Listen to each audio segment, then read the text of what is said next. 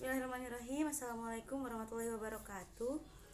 Saya Sifa Yulianti dari Prodi Pendidikan Bahasa Arab semester 5. Di sini saya akan memaparkan materi dari mata kuliah Psikolog Umum dan Perkembangan dengan tema kepribadian. Dan ini biografi. Dan mata kuliah psikolog perkembangan ini diampu oleh dosen yang bernama Bapak Ahmad Fajar MAG ya. Baik, kita mulai saja.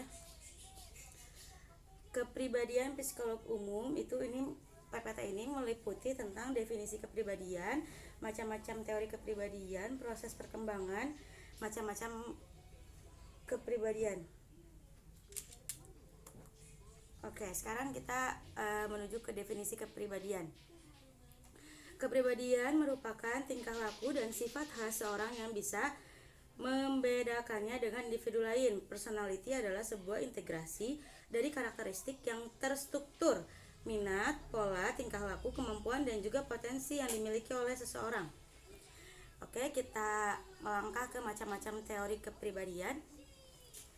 Teori yang pertama adalah teori psikodinamik.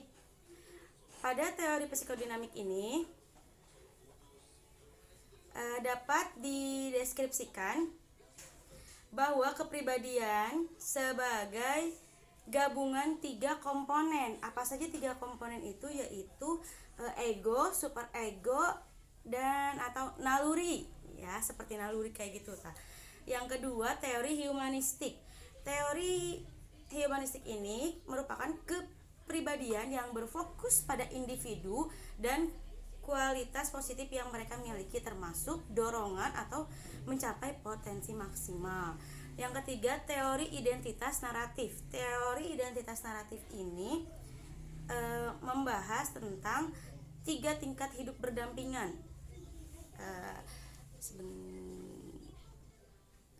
Baik, kita lanjutkan. Yang pertama itu cara seseorang menghadapi tugas dan tantangan dalam konteks spesifik gitu. Terus yang kedua itu watak yang relevan dengan kecenderungan umum. Selanjutnya identitas seseorang menurut cerita tentang diri sendiri. Oke, yang keempat teori kognitif sosial. Teori ini membahas tentang pentingnya pembelajaran observasi, efisiensi diri, proses kognitif, dan pengaruh situasional gitu. Selanjutnya ada teori sifat. Teori ini membahas tentang pengenalan, pendeskripsian, dan pengukuran sifat tertentu. Selanjutnya ada teori perilaku. Teori ini adalah studi kepribadian manusia yang berhubungan dengan lingkungan sekitar. Oke, yang selanjutnya adalah teori investasi sosial. Menurut teori ini, ketika seseorang meninvestasikan dirinya dalam sebuah peran sosial baru, contohnya itu seperti peran suami, peran istri, peran guru, peran aktris pun itu termasuk ke dalam investasi sosial gitu. Selanjutnya ada teori kognitif afektif. Teori ini meliputi tentang ekspektasi, kepercayaan, tujuan, nilai hidup, dan respon emosional.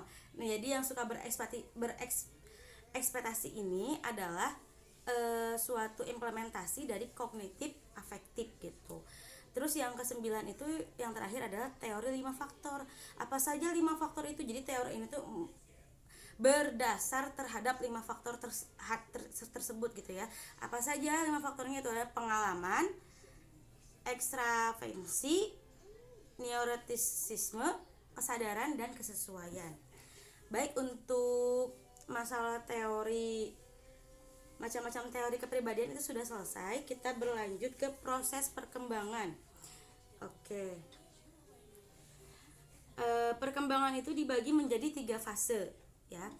Fase yang pertama adalah usia 1-2 tahun, mulai mengenal dirinya sendiri. Jadi anak di usia 1-2 tahun itu mereka mulai mengetahui aku itu seorang laki-laki, nama aku itu ini, aku itu anak dari ibu dan bapak ini gitu. Fase yang dari umur 1 sampai 2 tahun. Fase yang kedua itu adalah dominan dalam membentuk kepribadian dan bakat pada seseorang usia 2 sampai 3 tahun. Oke, fase kedua ini dimulai dari usia 2 sampai 3 tahun, fase perkembangan potensi yang memang sudah dimiliki oleh anak. Jadi kira-kiranya di fase 2 tahun ini anak itu memang sudah bisa apa gitu. Salah satu yang mendominasi pada fase ini adalah membentuk kepribadian dan bakat pada seseorang. Bisa dilihat dari di umur 2 sampai 3 tahun kira-kira bakat si anak itu apa? Apakah dia jago main Roblox atau Rubik, atau bisa dilihat lebih dominan motorik kasar atau motorik halus gitu.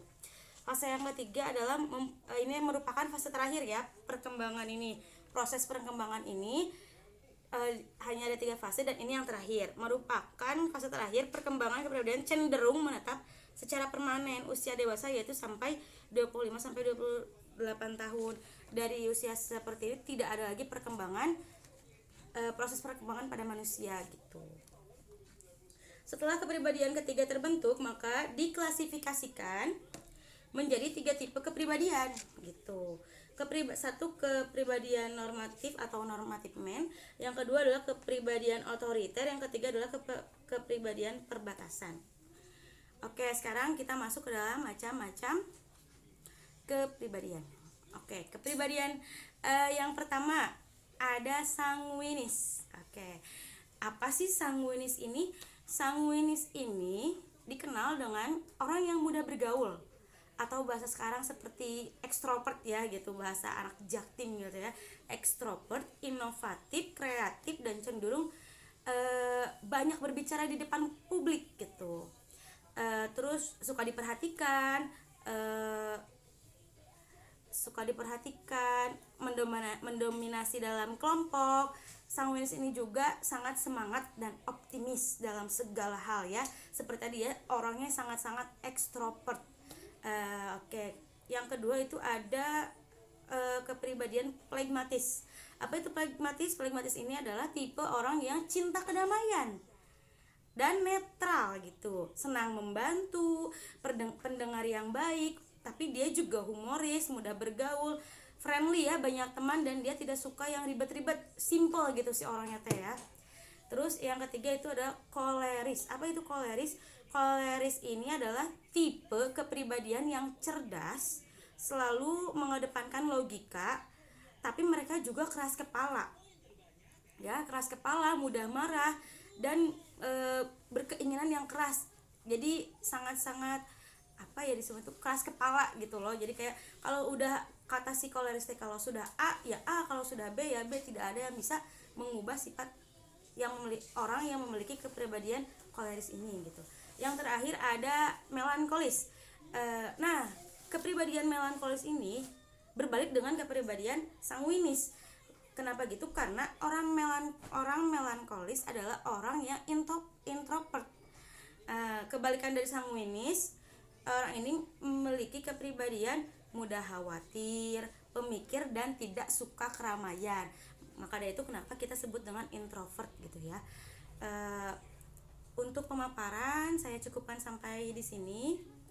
Terima kasih, semoga bermanfaat. Kira-kira siapa nih di antara yang menonton video ini yang memiliki kepribadian sanguinis, phlegmatis, koleris, atau melankolis? Itu bisa ditulis di kolom komentar. Dan apabila ada tambahan, sanggahan, atau ada pertanyaan, silakan sampaikan di kolom komentar channel YouTube ini ya. Terima kasih. Wassalamualaikum warahmatullahi wabarakatuh.